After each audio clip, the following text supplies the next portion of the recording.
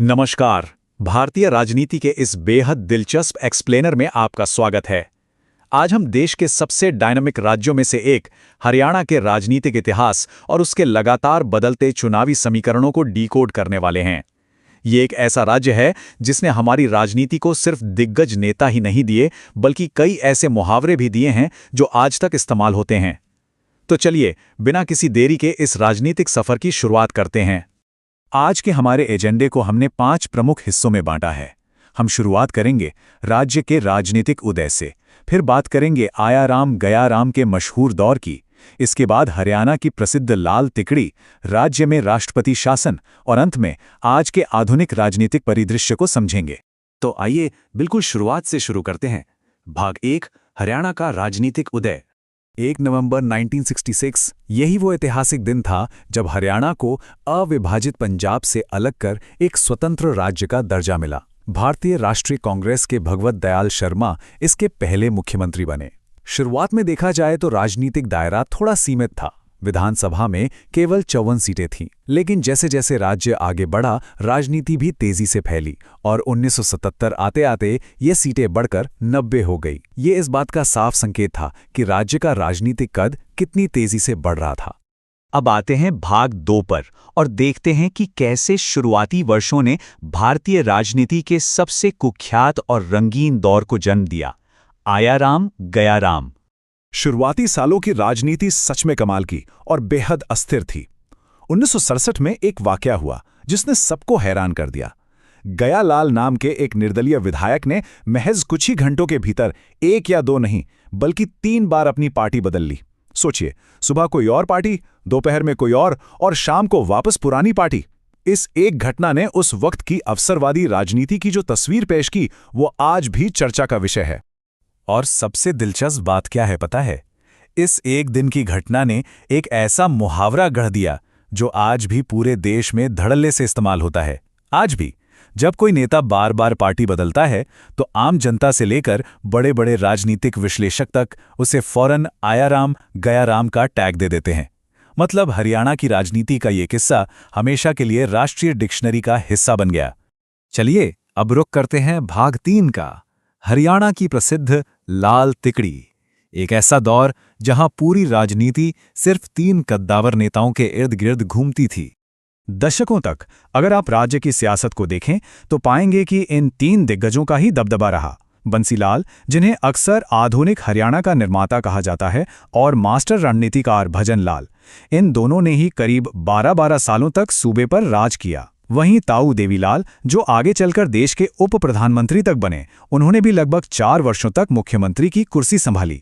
इनका प्रभाव इतना व्यापक था कि कोई भी राजनीतिक समीकरण इनके बिना अधूरा था। अब इन आंकड़ों को देखकर अक्सर एक सवाल जहन में आता है और जो कई बार लोगों को उलझन में भी डाल देता है। आखिर सबसे लंबे समय तक हरियाणा का मुख्यमंत्री रहने का रिकॉर्ड किसके नाम है? तो इसका सटीक जवाब है भजन लाल बिश्नोई। जी हां, वो कई अलग अलग कार्यकालों और बदलते गठबंधनों के बावजूद 11 साल और 9 महीने से भी ज्यादा समय तक मुख्यमंत्री की कुर्सी पर काबिज रहे। उनका राजनीतिक प्रबंधन और गठजोड़ बनाने की जो कला थी, वो सच में बेजोड़ थी। लेकिन रुकिए, यहां एक बहुत बड़ा ट्विस्ट है। सबसे लंबे समय और सबसे ज्यादा बार मुख्यमंत्री बनने में कंफ्यूज मत होइएगा। सबसे ज्यादा बार मुख्यमंत्री पद की शपथ लेने का अनोखा रिकॉर्ड ओम प्रकाश चौटाला के नाम है। और आपको जानकर हैरानी होगी कि कई बार तो उनका कार्यकाल कुछ ही दिनों का रहा। एक बार तो वो महज 5 दिन के लिए सीएम बने थे। ये अपने आप में दिखाता है कि राज्य की राजनीति कितनी तेजी से करवट ले सकती है। अब बढ़ते हैं भाग 4 की ओर, राज्य में राष्ट्रपति शासन। वो समय जब लोकतांत्रिक प्रक्रियाएं रुकीं और कमान सीधे केंद्र के हाथों में गई। हरियाणा के इतिहास में कई बार ऐसा हुआ जब सरकारें गिरीं और राष्ट्रपति शासन लगा। सबसे पहले 1967 में 183 दिनों के लिए सरकार बर्खास्त हुई। फिर 1977 का मामला तो और भी अजीब था। तत्कालीन मुख्यमंत्री के पास सदन में बहुमत था, उसके बावजूद सरकार को बर्खास्त कर 52 दिनों का राष्ट्रपति शासन लगा दिया गया। और फिर आखिरी बार 1991 में जब खुद सत्ताधारी पार्टी के भीतर ही भयंकर बगावत हो गई, तब 108 दिनों के लिए ये व्यवस्था लागू की गई। तो अगर हम इसे समेटें तो यह जादुई नंबर है 3। हरियाणा के पूरे राजनीतिक इतिहास में अब तक कुल 3 बार राष्ट्रपति शासन लगाया गया है और हर बार इसने राज्य की राजनीति को एक नई दिशा दी। और अब हम पहुंचते हैं अपने आखिरी और सबसे महत्वपूर्ण हिस्से पर, भाग 5, आधुनिक राजनीतिक परिदृश्य। अगर हम हाल के सालों पर नजर दौड़ाएं तो सत्ता का शिफ्ट बहुत स्पष्ट दिखता है। 2005 से 2014 तक कांग्रेस के भूपिंदर सिंह हुड्डा सत्ता में रहे। फिर 2014 में एक बड़ा बदलाव आया और भाजपा के मनोहर लाल खट्टर मुख्यमंत्री बने, जो करीब एक दशक तक इस पद पर रहे। और बिल्कुल हाल ही में 2024 में हमने एक और बड़ा नेतृत्व परिवर्तन देखा, जब नायब सिंह सैनी ने कमान संभाली। आज के समय में चुनाव जीतना पहले जैसा नहीं रहा। पूरी रणनीति जनसांख्यिकी पर टिकी है।